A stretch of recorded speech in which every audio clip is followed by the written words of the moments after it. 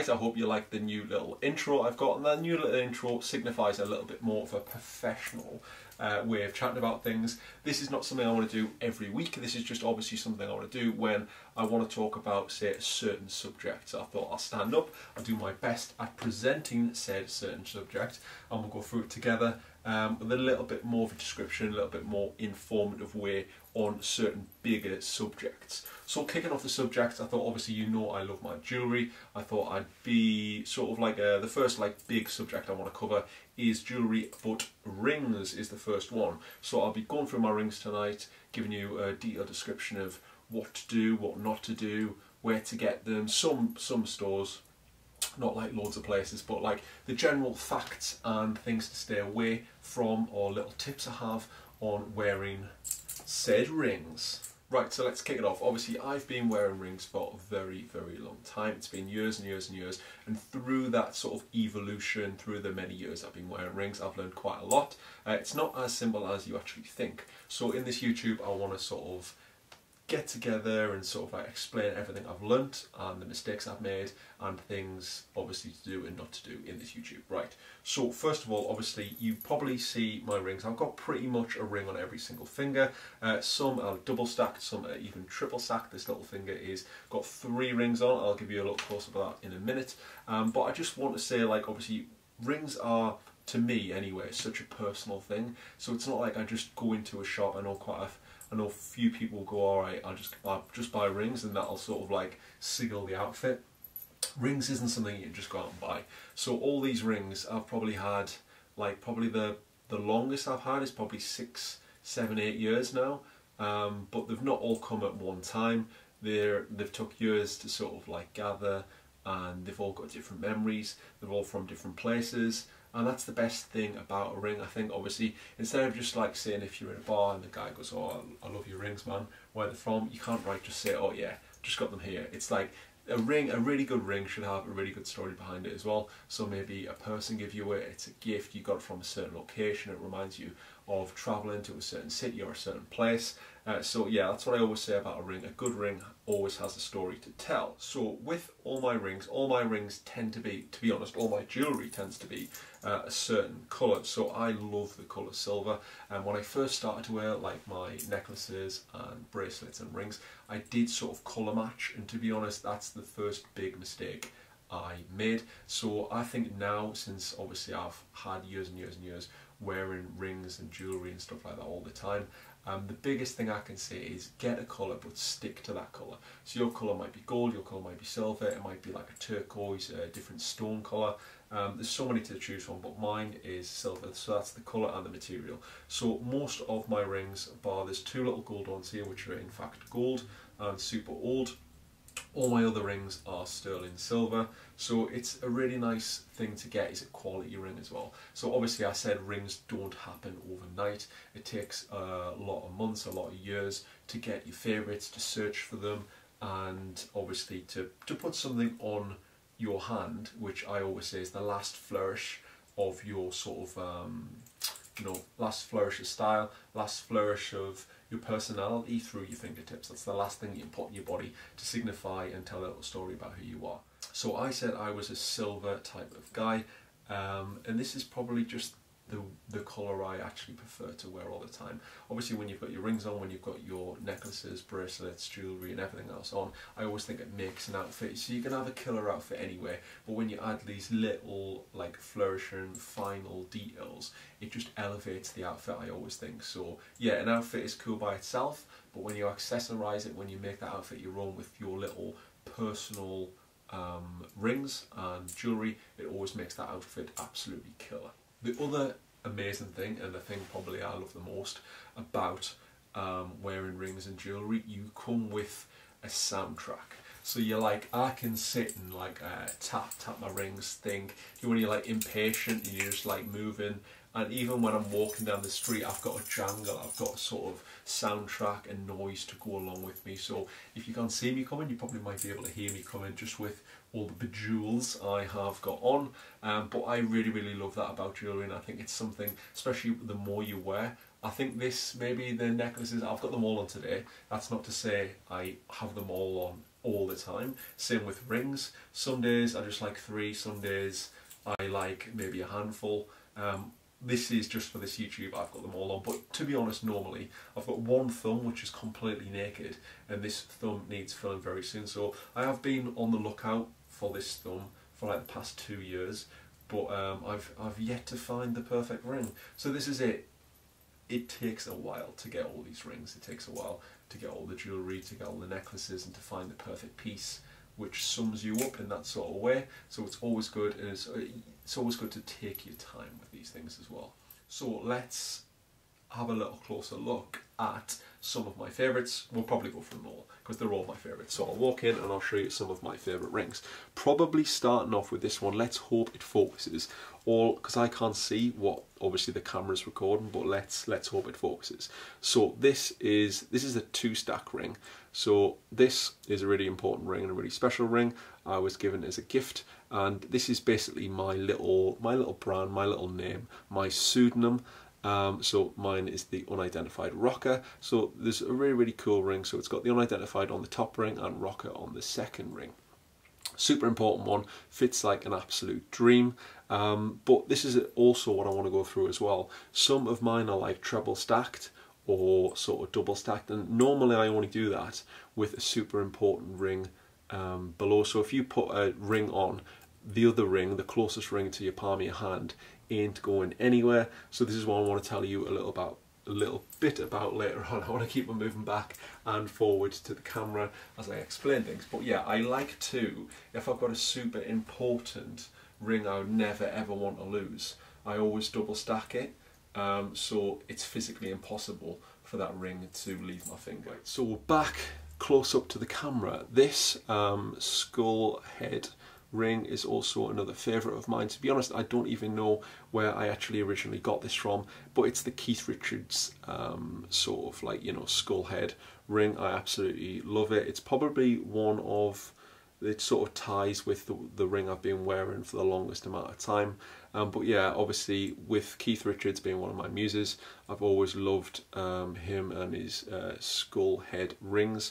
And I think he says there's a little bit of a story behind Keith Richards and why he wears his skull head ring as well. And I think that's basically because it's something about just to remind him that obviously life will end. So it's a bit of a downer, I'm not going to lie, but it's something to do with basically you're not invincible. Death will come to you. But yeah, it's a killer ring. I obviously really like it, and I wear it pretty much every day.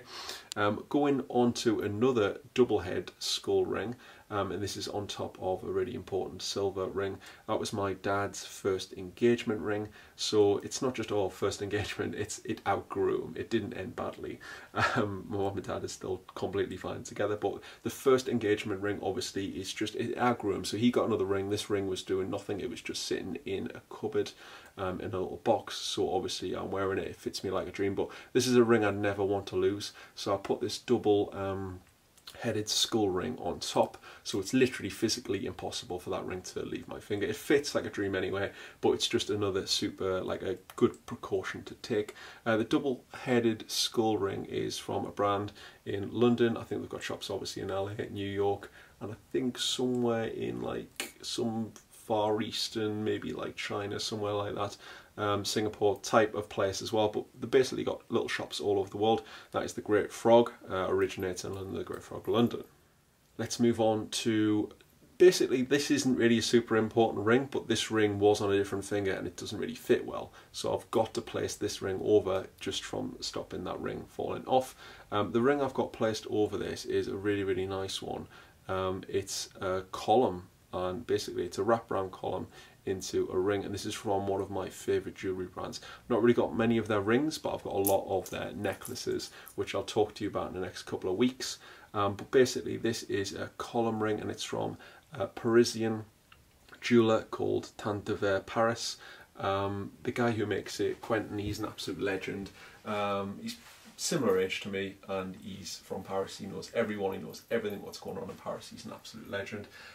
Basically I went to his store, I've been to his store a couple of times, and we've been out for a few beers together, but his jewellery, if I was to get any jewellery now, this is where I always would go to for jewellery. So there's a lot of my necklaces, TANT, and I've got the one ring. But yeah, if I was ever, so this is what this thumb's waiting for. If I was ever to buy any jewellery soon, I'd love to go back and shop with him. Individual, obviously the best quality materials, a Parisian brand, and it's not like blown up like the Great Frog where everyone's wearing it. It's quite a niche brand. It's really cool. It's rock and roll. It's got a great aesthetic, and obviously I know the man himself who makes them. So that's a one to watch. That's probably my, if you're gonna go and search for jewellery after watching this, TANT, I'll leave the link below so you can check his website out. Really, really cool. Right, so we've done this hand. We've seen obviously some of my rings, and you know a little bit about the stories behind them. Don't want to spill all the stories, but yeah, you get the gist.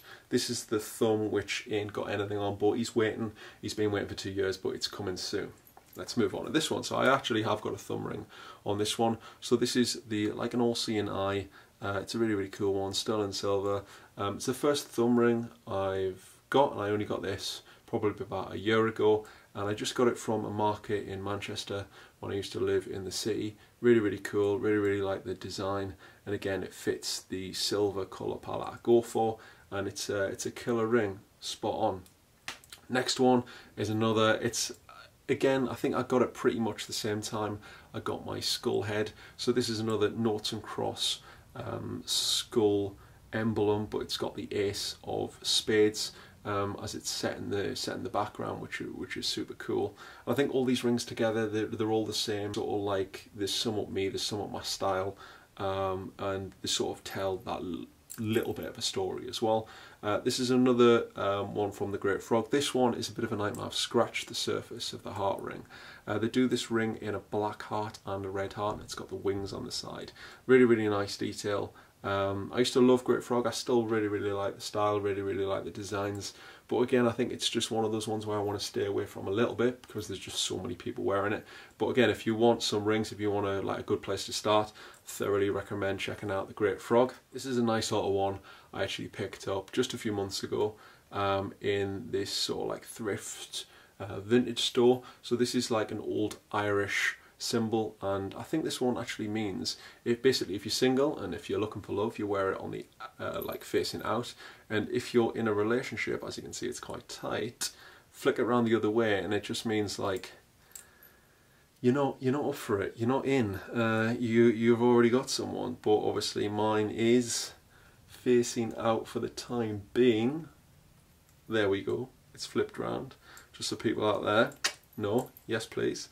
But yeah, it's a really, really nice design. It's really, really intricate. It's really, really old as well.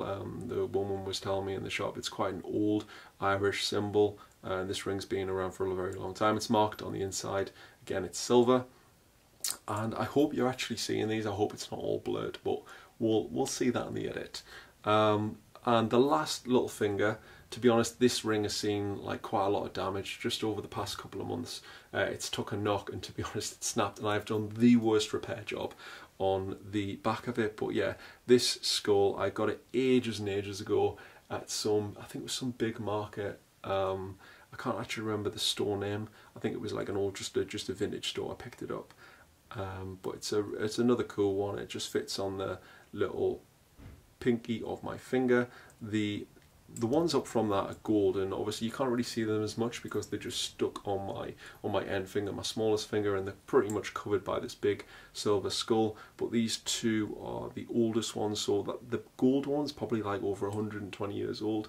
It belonged to my nan's mum, so we're going back the decades, and that ring beneath it also belonged to my nan as well, and that's got, I think it's got some gem, I think it's some sort of gemstone. We're not actually sure what it is, but it is a nice sort of ruby red colour. But I think it's quite an expensive one, but that's why it's definitely, it's caught in the middle there, and it hopefully will never ever leave my hand.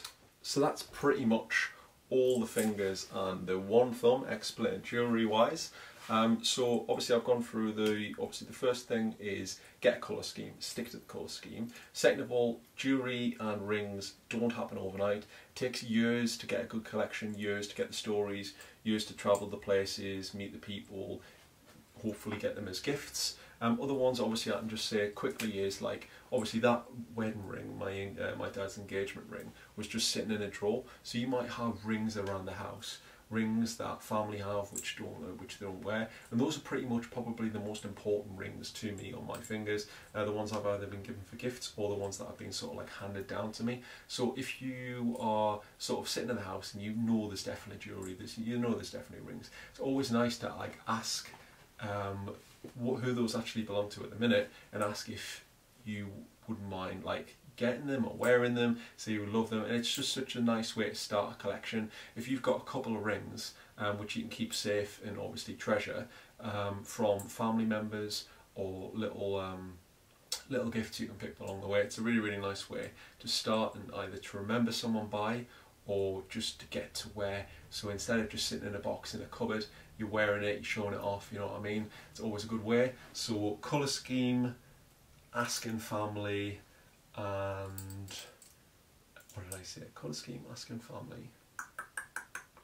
Obviously locations, you picked it up yourself, you picked it out, it sort of symbolises something, it reminds you of a certain day. It's always good to have a story about it.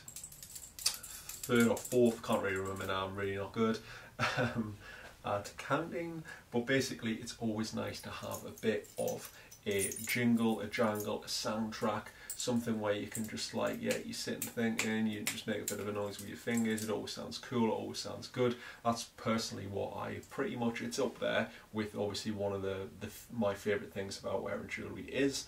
So that's always a good one, having a soundtrack. It also amplifies an outfit, it gives you that little bit extra, I always think. So like, obviously you can see someone walking down with a nice outfit, nice jacket, nice shirt, blah blah blah, but if they've got some rings on, it's like, it just goes with the style. So this style might be good, it's like, alright, yeah, you can dress well, but can you accessorise your outfit? Can you make it stylish? Can you make it individual? So it's basically just making it unique to you. So yeah, someone could be walking down the street with a white shirt on, it could be buttoned up, they might not have a hat on, you know what I mean, the hair might be short. I could rock the same white shirt in a totally different way, and that's what I love about rings and jewellery and wearing things like accessory wise and styling things my certain way, because there's so many different ways you can do it. So I bet when I go out there's no one really that looks like me, so they won't really have rings on, they won't really style their shirts stupidly wide open, they won't have a lot of necklaces on, etc, etc. So it's always nice to like just individual and like personalise your style to the max.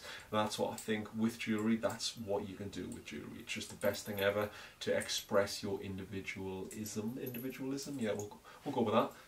But yeah, that's probably another thing like I absolutely adore about bejeweling yourself in trinkets. Another one, obviously, just like going, I pretty much wear all my jewellery when I get dressed up. When I get dressed up, I'm probably going to a bar, a restaurant, going out, you know what I mean? So there's nothing cooler than, I think, it like standing on the edge of a bar with, say, a beer in hand, and then instead of just a normal hand just drinking the beer, you've got this really cool, like you've got the bracelets, you've got the necklaces, you've got the rings, and it's such a good conversation starter.